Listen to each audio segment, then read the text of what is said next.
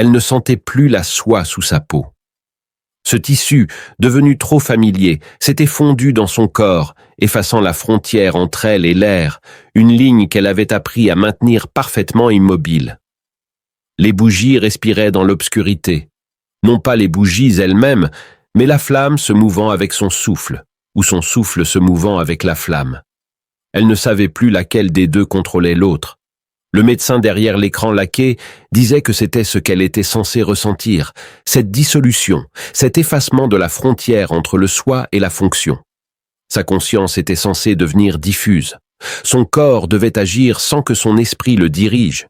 C'était, disait le médecin, l'état optimal pour le transfert de l'essence. Tout reposait sur cet état.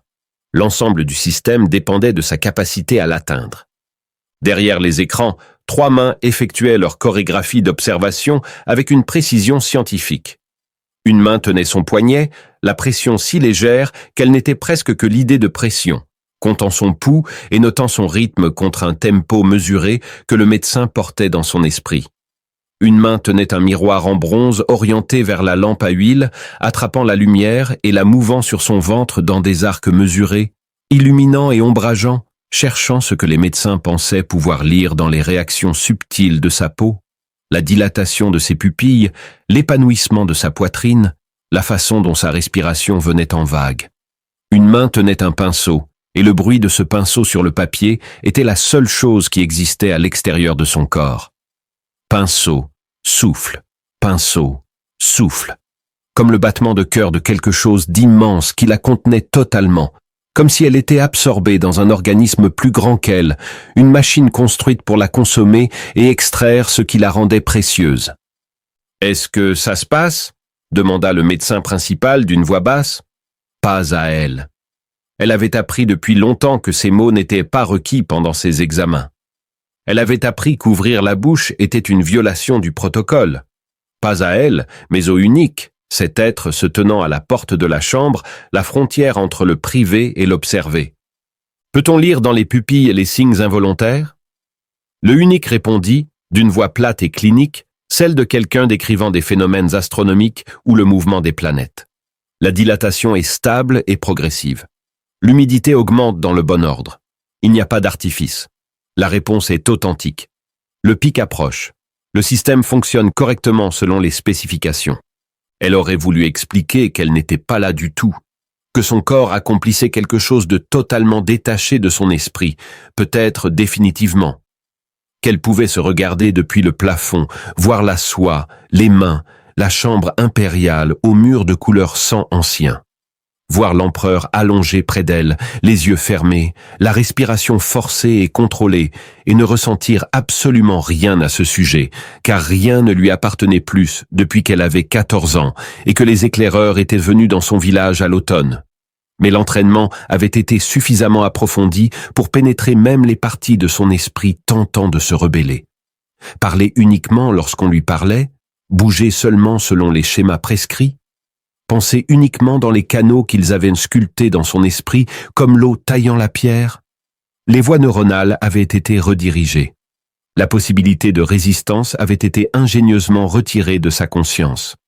L'empereur était arrivé il y a 1 heure, ou peut-être 3, ou 6. Le temps était devenu une substance qui suintait plutôt que de couler en cet endroit.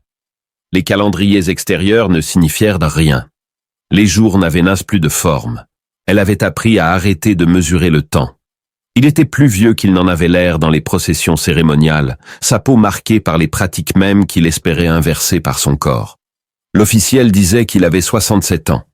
Il en paraissait 75, son visage marqué par des années de formation à la retenue censée prolonger sa vie, mais qui avait plutôt gravé de profondes rides de concentration dans ses traits. Il était entré dans la chambre sans cérémonie, se déshabillant avec l'efficacité d'un rituel accompli des milliers de fois. Son corps avait cette qualité particulière de quelque chose qui avait été raffiné, et raffiné jusqu'à ressembler à peine à ce qu'il avait été. Les médecins lui avaient dit exactement comment le recevoir, exactement où positionner ses hanches, comment moduler la tension de ses parois internes lorsqu'il entrait, maintenant des pressions spécifiques censées correspondre aux techniques décrites dans des manuels affinés au fil des siècles par des médecins qui ne s'étaient jamais rencontrés, Mais tous étaient arrivés aux mêmes conclusions. Les techniques portaient des noms poétiques, mais n'étaient que des instructions mécaniques précises. Le phénix montant, le dragon se retirant, le dragon de jade entrant dans la cavité, le papillon s'élevant au lotus, les 9 peu profonds et 9 profonds, le cheval sauvage bondissant, la grue effrayée. Elle les avait pratiqués sur des modèles de jade dans les salles d'entraînement jusqu'à ce que ses muscles les retiennent comme une mémoire, jusqu'à ce que son corps puisse les reproduire sans pensée consciente, jusqu'à ce qu'elles deviennent aussi automatiques que les fonctions de ses organes eux-mêmes. Cet agencement avait été conçu par les médecins qui croyaient que la conscience interférait avec le processus de transfert de l'essence. Si elle pensait à ce qu'elle faisait, si elle en restait consciente, le transfert d'énergie serait perturbé. Les philosophes avaient des théories sur pourquoi cela était vrai. Quelque chose sur la conscience brisant le flux. Ils l'avaient donc formé spécifiquement pour atteindre un état où son corps se mouvait à travers les gestes prescrits, tandis que son esprit pouvait se retirer dans un endroit lointain, inaccessible, absent, observant depuis très loin. Mais quelque chose avait commencé à se fissurer en elle ces derniers mois. Un composant de la machine avait commencé à grincer sous le stress de sa propre précision.